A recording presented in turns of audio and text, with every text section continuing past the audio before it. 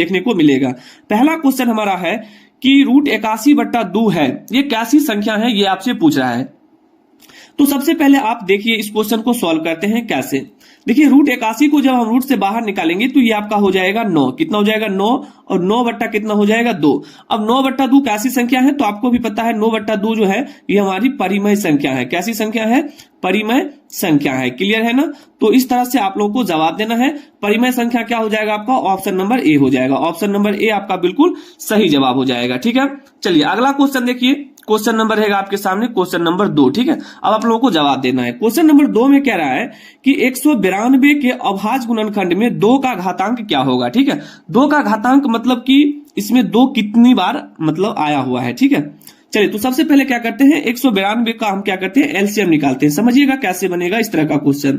सबसे पहले निकालिए 192 का एलसीएम। 2 से लगाएंगे, 2 9 18 होता है, 1 जाएगा, 2 छाक 12 हो जाएगा। फिर से निकालिए, 2 से निकालिएगा, 2 चौका 8 हो जाएगा, 2 अट्ठे 16 हो जाएगा। फिर से लगाइए, 2 से लगाएंगे, 24 दूना 48 होता है। फिर से लगाइए, 2 से लगाइएगा, 12 बार में लगेगा। फिर 2 से लगाइए, 2 छाक 12 लगेगा। फिर से लगाइए, 2 तिया 6 लगेगा। अब नहीं लगेगा। बस इसमें आपको ये देखना है कि 2 जो है ना, 2 कितनी बार आई हुई है। तो 2 1 बार, 2 बार, 3 बार, 4 बार, 5 बार, 6 बार। यानी इस चीज को हम ऐसे भी लिख सकते हैं 2 का पावर 6। ठीक है, तो घात का मतलब जो पावर में रहता है ना, ये हमारा घात होता है। ठीक है, तो इस तरह से आपका ऑप्शन नंबर सी जो है बिल्कुल सही जवाब हो जाएगा। क्लियर है ना। चलिए अगला क्वेश्चन देखिएगा। क्वेश्चन नंबर 3 है दोस्तों, काफी आसान क्वेश्चन है और समझिएगा। ठीक है, ये काफी आसान क्वेश्चन है। क्वेश्चन नंबर 3 आप लोग भी प्रयास कीजिए खुद से बनाने का। ठीक ना, उसके बाद हम आपको बता रहे हैं।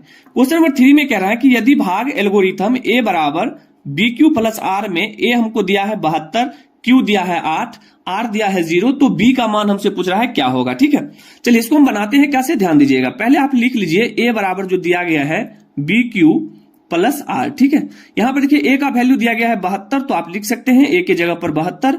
बी बराबर क्या है मालूम नहीं है, बी निकालना है, रहने दीजिए, गुना।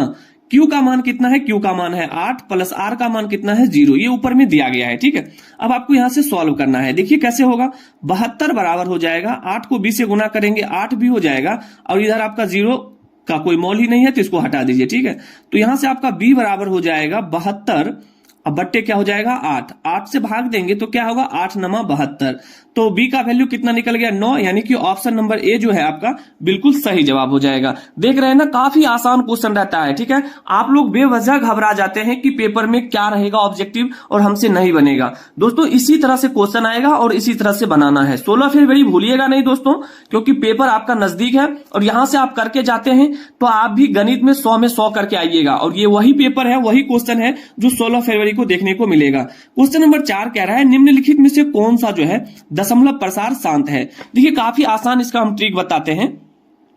दशमलव प्रसार शांत होने का मतलब यह होता है कि जो नीचे में दिया गया है हर जो है आपका, जैसे 2/15 है, इसमें हर आपका क्या है 15 है, तो ये हर में, केवल हर में 2 और 5 से भाग लगना चाहिए। अगर इसके अलावा किसी और संख्या से भाग लग रहा है तो समझिए वो शांत नहीं है, अशांत है। तो 15 में हम देख रहे हैं कि 15 में आपका तो 5 से भी भाग लगेगा, लेकिन 3 से भी लगेगा। हम क्या कह रहे हैं, 2 और 5 के अलावा किसी संख्या से नहीं लगना चाहिए, तो ये आपका नहीं हो जाएगा।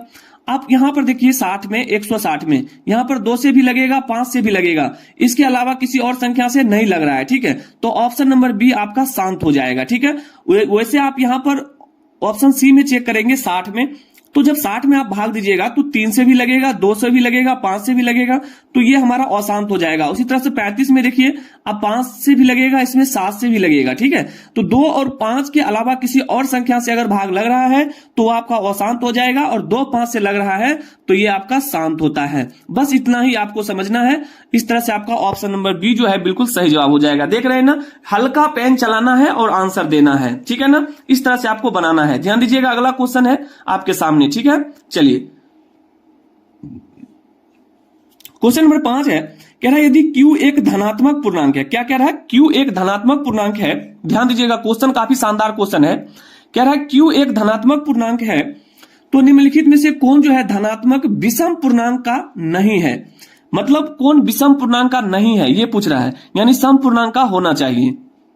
ध्यान दीजिए, तो सबसे पहले जो Q एक धनात्मक पूर्णांक है तो हम मान लेते हैं कि Q बराबर जो है हमारा 1 2 3, इसी तरह से डॉट डॉट आप अपना मन से मान लीजिए। ठीक है, अब प्रत्येक ऑप्शन में हम चेक करेंगे। ध्यान दीजिएगा, जब Q का मान हम 1 लेते हैं, आपका जो मन है ले सकते हैं, Q का मान जब 1 लेंगे तो ये आपका हो जाएगा 8 गुना 1 प्लस 1, यानी 8 एकम 8 1 9। तो ये आपका विषम पूर्णांक आ गया। हमसे पूछ रहा है कौन विषम पूर्णांक नहीं है, ठीक है, नहीं वाला खोजना है। ये तो आ गया, ये तो विषम पूर्णांक है।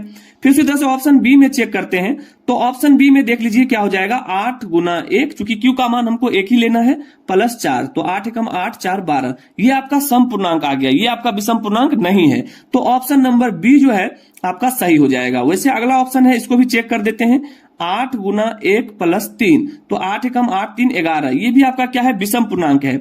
उसके बाद आगे चेक करते हैं, 8 गुना 1 प्लस 7, तो 8 एकम 8 7 कितना हो जाता है, 15, ये भी आपका विषम है। तो ये आपका क्या आ गया, सम पूर्णांक आ गया ना, ये आपका क्या आ गया, सम पूर्णांक आ गया। तो इस तरह से आपका ऑप्शन नंबर बी हो जाएगा। क्लियर है ना? उम्मीद करते हैं कि आप लोग एक एक क्वेश्चन को समझते होइएगा। चलिए आगे बढ़ते हैं, अगला क्वेश्चन देखिएगा, क्वेश्चन नंबर 6। क्वेश्चन नंबर 6 है दोस्तों आपके सामने, काफी शानदार क्वेश्चन है, ध्यान दीजिएगा। कह रहा है दो लगातार सम संख्याओं का मौसो क्या होगा। ध्यान दीजिए, सम संख्याओं का मौसो क्या होगा। तो आप अपने मन से पहले लीजिए दो सम संख्या, लगातार सम संख्या कह रहा है ना, तो हम जानते हैं पहली लगातार पहली संख्या क्या हो जाएगी 2 और दूसरी संख्या 4। अब ये दोनों का जब एचसीएफ निकालिएगा तो आपका एचसीएफ कितना हो जाएगा, आप सभी को पता है, और एचसीएफ आप लोगों को निकालने के लिए आना चाहिए, ठीक है।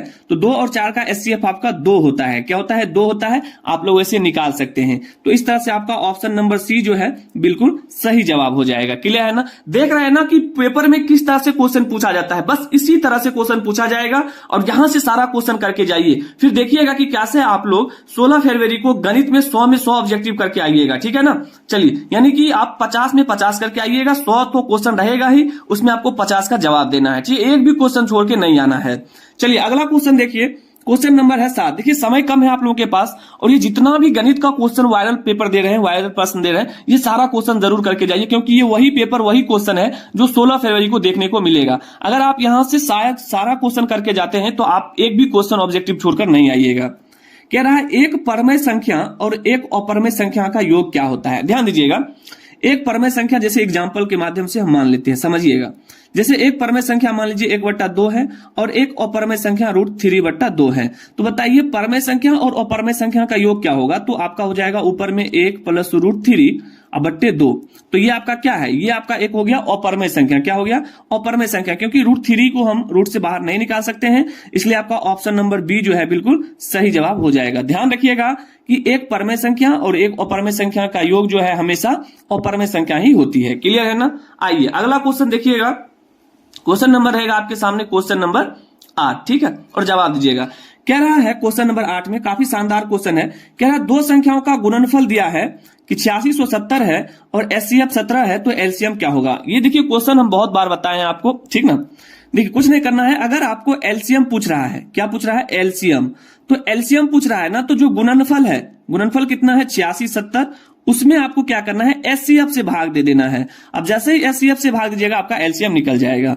यहीं पर अगर आपसे एलसीएम पूछता तो आपको क्या करना था, जैसे एचसीएफ पूछता तो आपको एलसीएम से भाग देना था, ठीक है ना। तो अब यहां से भाग दीजिए तो क्या हो जाएगा, 17×5 = 85, 1 17 एकम 17 यानी कि 0, यानी 510 आपका क्या हो जाएगा एलसीएम। इस तरह से ऑप्शन नंबर डी जो है आपका बिल्कुल सही आंसर हो जाएगा। क्लियर है ना? आइए मस्ती के साथ आगे बढ़ते हैं, अगला क्वेश्चन देखिएगा, क्वेश्चन नंबर 9। दोस्तों क्वेश्चन नंबर 9 है आपके सामने। कह रहा है निम्नलिखित में कौन जो है परमेय संख्या है। ध्यान दीजिएगा, यहां पर आप लोग फंसिएगा, थोड़ा कंफ्यूज हो जाइएगा, ध्यान दीजिएगा, अच्छा से समझिएगा। कह रहा कौन परमेय संख्या है। देखिए बहुत सारे स्टूडेंट क्या करेंगे, 64 को जो है ना बाहर निकाल देगा, 64 को बाहर निकालने के बाद 8 हो जाएगा, और ये कर देगा 36 का जब निकालिएगा तो ये 6 हो जाएगा, तो ये कर देगा 8 6 14। ये गलत है। ये गलत है क्यों, क्योंकि अंदर में पहले जोड़ में है, तो पहले आपको जोड़ना होगा, ठीक है। तो पहले आप कैसे जोड़ेंगे, तो देख लीजिए, आपका हो जाएगा रूट अंडर 64 और 36 कितना हो जाएगा 100, यानी 100, और 100 को बाहर निकालिएगा तो 10 हो जाएगा। उसी तरह से यहां पर निकालिएगा तो 25 आपका रूट अंडर 50 होता है, 50 रूट से नहीं निकल सकता है पूर्ण रूप से, तो ये आपका नहीं होगा। तो हमसे पूछ रहा है कौन परमेय संख्या है, तो ऑप्शन नंबर ए आप देख रहे हैं कि निकल गया है, तो ऑप्शन नंबर ए ही आपका बिल्कुल सही जवाब हो जाएगा। क्लियर है ना? चलिए अगला क्वेश्चन देखिएगा, क्वेश्चन नंबर 10 रहेगा आपके सामने और आप लोग जवाब दीजिएगा। काफी शानदार क्वेश्चन है, क्वेश्चन नंबर 10। देखिए क्या रहा है यहां पर, यदि 130 बराबर 15 गुना 8 प्लस 10 ये लिख दिया गया है, एवं 15 बराबर 5 गुना 3 प्लस 0, तो मौसो 130 और 15 का क्या होगा। तो देखिए यहां पर जो भी दिया गया है उससे आपको कोई मतलब नहीं है, 130 और 15 का आपसे मौसो पूछ रहा है, ठीक है। तो आप क्या कीजिएगा कि 130 और 15 का निकालिए, 130 और 15 का सबसे पहले हम एलसीएम निकालते हैं। एलसीएम से ही हम एचसीएफ भी निकाल लेंगे। तो यहां लगाइए 5 से, ठीक है, 5 से लगाइएगा तो 5 दूनी 10 हो जाएगा, 3 5 छक्का 30 हो जाएगा, 5 तिया 15। अब नहीं लगेगा, दोनों में लगना चाहिए, दोनों में नहीं लग रहा है, तो जो बच गया ना वही आपका क्या होता है, एचसीएफ होता है। क्या होता है, ये आपका एचसीएफ होता है। तो इस तरह से ऑप्शन नंबर बी जो है आपका बिल्कुल सही जवाब हो जाएगा। तो दोस्तों इस तरह से हम आज आपको कंप्लीट 12 क्वेश्चन कर दिए हैं, सॉरी 10 क्वेश्चन कर दिए हैं, और उम्मीद करते हैं कि ये 10 क्वेश्चन आप लोग समझ गए होंगे। एक बार जाइए और प्रैक्टिस करिए इसका, ठीक है, एक बार आप लोग प्रैक्टिस कर लीजिए ताकि ये क्वेश्चन आप लोगों के दिमाग में सही ढंग से आ जाए। क्लियर है ना? फिर आगे का जो क्वेश्चन है वो हम आपको अगले वीडियो में बता देंगे। 16 फरवरी याद है ना? 16 फरवरी भूलिएगा नहीं। जितने भी स्टूडेंट क्लास 10th में है, जो भी स्टूडेंट क्लास 10th में है, और 16 फरवरी को अगर आप पेपर देने वाले हैं, 16 फरवरी को अगर आपका गणित का पेपर है, तो ये वायरल पेपर जरूर करके जाइएगा, क्योंकि यहीं से क्वेश्चन लड़ेगा, चाहे आप फर्स्ट सिटिंग के हैं या सेकंड सिटिंग, दोनों शिफ्ट के लिए ये काफी इंपॉर्टेंट वीडियो है, ठीक है ना? तो उम्मीद करते हैं आप लोग समझ गए होंगे। जो स्टूडेंट नए हैं, चैनल पर पहली बार आए हैं, चैनल को सब्सक्राइब कर दीजिए, साथ ही साथ अपने दोस्तों में शेयर भी कर दीजिए। आप लोग शेयर नहीं करते हैं, शेयर कर दीजिए। मिलते हैं अगले वीडियो में क्वेश्चन नंबर 11 से। तब तक के लिए जय हिंद, जय भारत, वंदे मातरम।